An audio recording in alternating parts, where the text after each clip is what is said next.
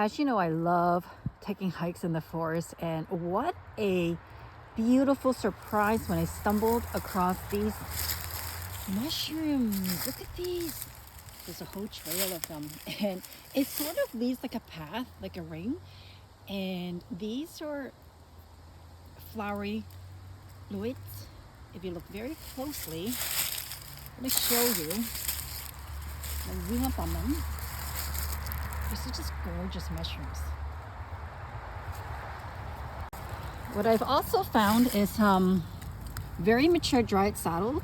This is one of my favorite mushrooms, but unfortunately, this one's already too mature to be edible. You can still harvest it to make soup, but I like it when they're nice and young and crunchy, so I'm just gonna leave these right here. Again, one of my favorite mushrooms to forage. I wanted to show you how truly big these get. They're really like the size of my, actually bigger than the size of my hand, and they really are beautiful mushrooms. There's quite a few of them here. And I think when you find one, you don't just find one, you find clusters and clusters and a whole row of them, a whole path of them actually. I was walking along again and I saw these mushrooms, and I think they're horse mushrooms. Let's take a closer look. They're a little round on the top, gorgeous mushrooms. Let's just clean that up. I do believe these are horse mushrooms, so let's take a look. I'm just gonna get my knife out. Now, I've never ever tried or tasted these mushrooms, but I have heard that they are delicious and they're choice edibles. And the one way you can tell it's not an amanita, it's not the poisonous one, is that you need to dig and look at the bottom. It doesn't have a sac at the bottom. And we're just gonna cut it. Let's take a look. Beautiful mushroom, gorgeous. Look at the under part there. So this is definitely a horse mushroom. To be definite, you would probably have to do the scratch test. So you run your finger along here. If it stains yellow, if it stains bright yellow, it's the yellow stainer. That is not edible. But if it doesn't stain bright yellow, then you know you have a horse mushroom. Look at that.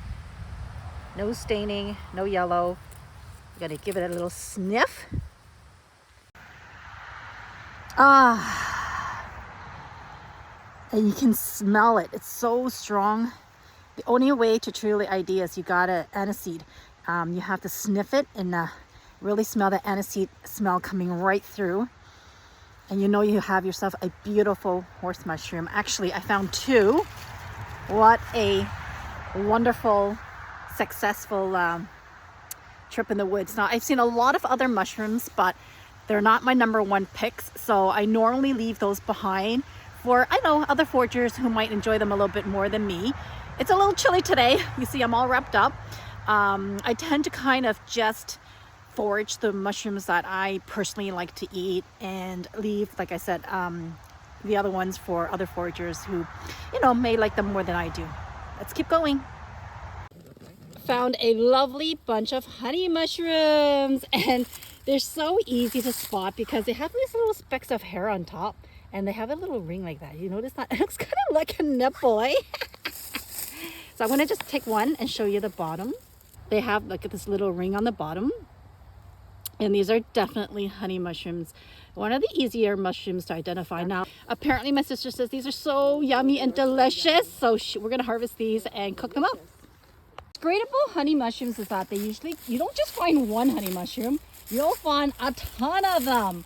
They grow in clusters and so easy to identify and find. If you're a novice mushroom forager or hunter, this is one of the easiest mushrooms actually I find to identify.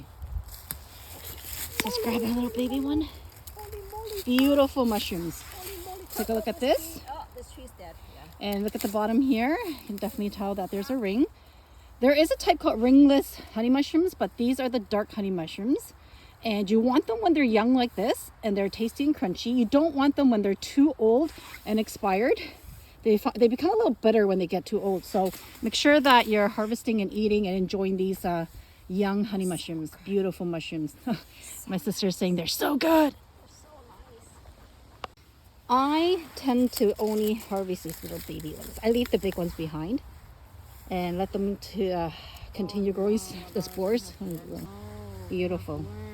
In my previous video, I showed you these huge, humongous, bulbous, dark honey mushrooms. I found these little ones, and these are gonna be so delicious. If you ever get a chance to find these bulbous, dark honey mushrooms, try a little bit at first. Everyone's body reacts a little bit differently. Now, my sister's had these, and she says they're delicious, so I'm gonna go ahead and harvest these and try them out too. Grab my knife, and what you wanna do is basically just slide it down here, and you're leaving it so that it'll grow, continue to grow. So I just want that little top of it. Beautiful. See, look at that gorgeous mushroom. This tree trunk is full of this resinous, I hope I'm saying it right, but they're called resinous polypore. Just look at that. It's full of, they're huge. I know that there's another name for them. I'm going to put it on the screen.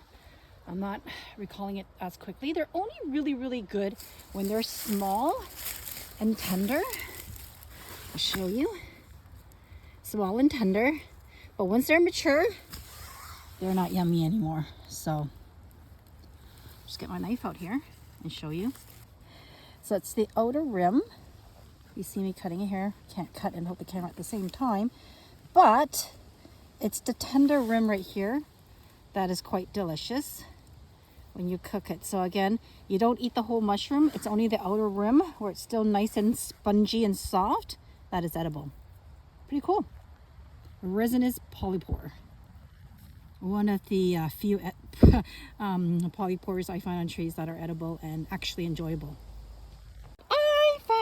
Here's another one. Let's see if this one is a little less mature. Oh, this is gorgeous. Look at this. It's still very mature. But this is the edible one because you can tell by the marks on the stem. Look what we found. Our favorite smooth chanterelles. And these usually come in when it's cooler season. These are delicious. Let me show you a really nice looking one. Easy to recognize. These are full gills. See that? It's kind of crisscrossy all the way to the bottom. These are gorgeous, smooth chanterelles. Delicious. There's a whole bunch of them. They usually go in clusters. You won't find like a lone singular one. If you find one, you'll just look around and you'll see a cluster of them.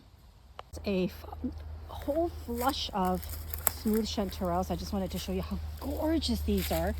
Beautiful. And again, every time you see chanterelles, they don't grow alone. They grow in clusters. Look how gorgeous, beautiful color they are. I'm just gonna show you how, and these are one of my favorite choice edible mushrooms. They usually grow cooler in the cooler weather, but I have found them late summer all the way through to, just before the snow hits. These are gorgeous, beautiful. I'm just gonna go and get a whole bunch of these and enjoy them today. This is the perfect time to find some late fall oysters. Right here, you can tell by their beautiful color that these are the late fall oysters. Now, when they're really young, their color actually is a little bit more green like this, green yellowish. But when they get a little bit older, that's the color they become. These are actually pretty good. I've tried them, and not my #1 top choice for edible, but I do like them. They're crunchy, so we're gonna harvest some of these. Beautiful, beautiful late fall oyster mushrooms.